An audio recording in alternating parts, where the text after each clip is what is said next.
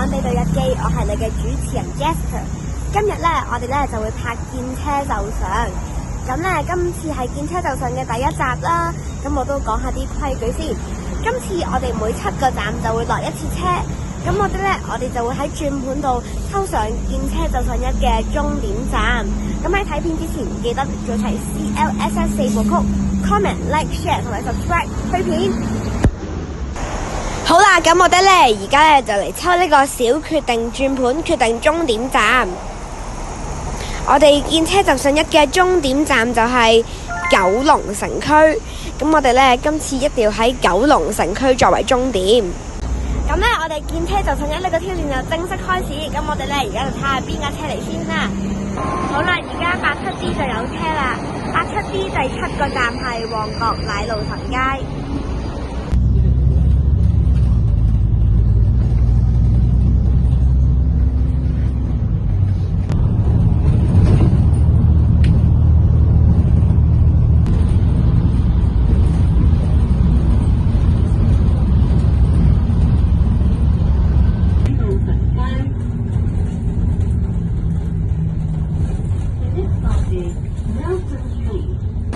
好啦，我哋到啦，睇下下一架車邊架車率先嚟啦。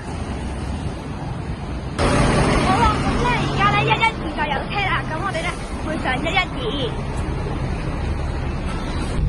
咁112第7個站就係喺銅鑼灣嘅崇光百貨。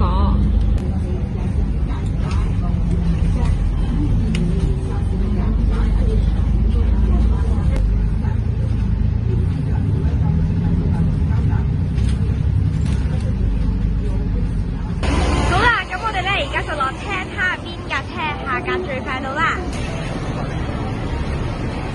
好啦，而家咧619咧就有車，咁我哋咧就上619係開往順利方向嘅。咁619喺百德新街嘅7個站後就係東水轉車站。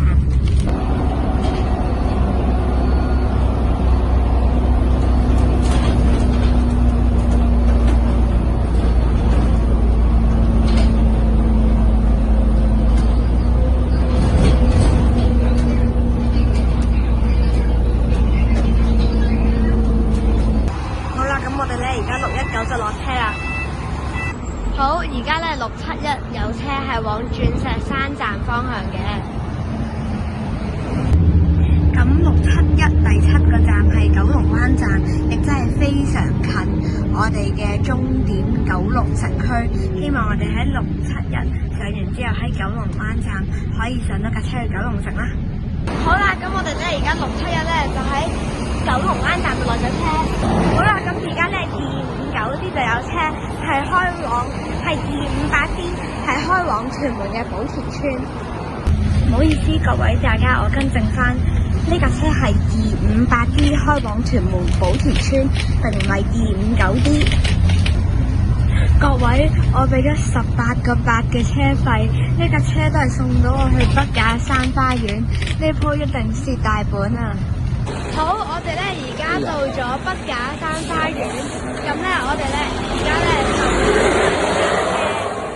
好啦，咁咧而家咧269C往天水圍市中心就有車啦，我哋會上269C。行過汀九橋可以望到一望無際嘅海景，仲可以望到馬灣添。咁我哋269C第7個站就係天瑞村，我哋會喺天瑞村落車。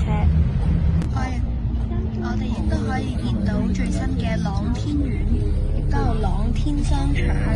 前面就係朗天苑巴士總站，有63號巴士開往屯門公路轉車站，並途經屯門市中心。好，咁多位臨時今日有變，咁咧我哋咧而家就要去天盛苑就食個快嘅午餐啦。咁可能我哋就去唔到天瑞村嗰邊，咁咧我哋咧就會繼續完成呢個見車就上1嘅行程。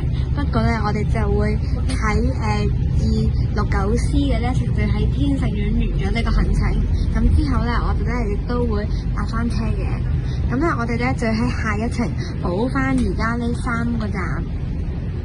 好啦，而家咧269C咧就喺天水圍嘅天成苑落車。咁我哋咧而家就去食午餐，食完午餐之後咧，我會翻呢度重新拍過，俾大家望下天水商場。好，我哋咧翻嚟呢度嘅天耀村。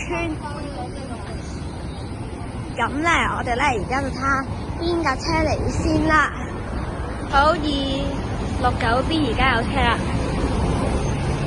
哇！真係有天大嘅消息啊！由於269B 咧，就第7個站就係尖東站 K11 Musea 啦。咁嗰度咧，我記得咧係有車，好似係5號啊，5號 A 係去到九龍城區嘅。咁希望到時可以揀到嗰啲車，咁就可以順利去到九龍城區啦。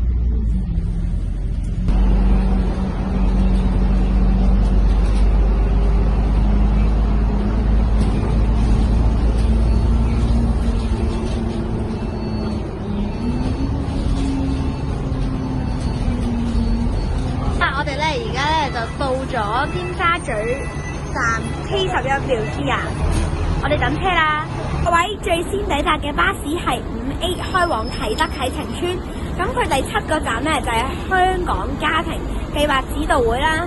咁咧，因為咧嗰個站咧都係一個街邊嘅站嚟嘅，咁其實咧我哋去到嗰個站咧就完成我哋嘅見車就上1噶啦。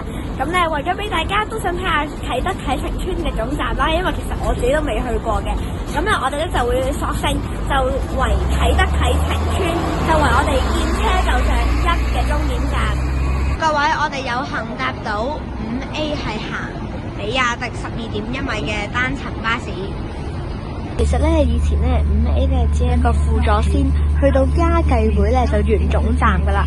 但係咧，因為近年咧就開咗啟德有唔同嘅新嘅公共屋邨啦，咁而家就變咗5A 都為一條常規嘅路線。咁咧5A 咧就會去到啟晴邨，同埋係全日服務嘅。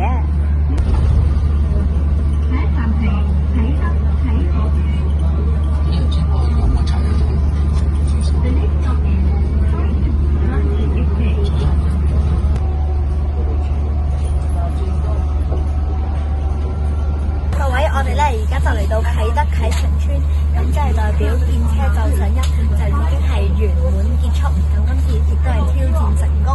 咁咧，我哋咧就呢條片就完噶啦。咁咧，希望大家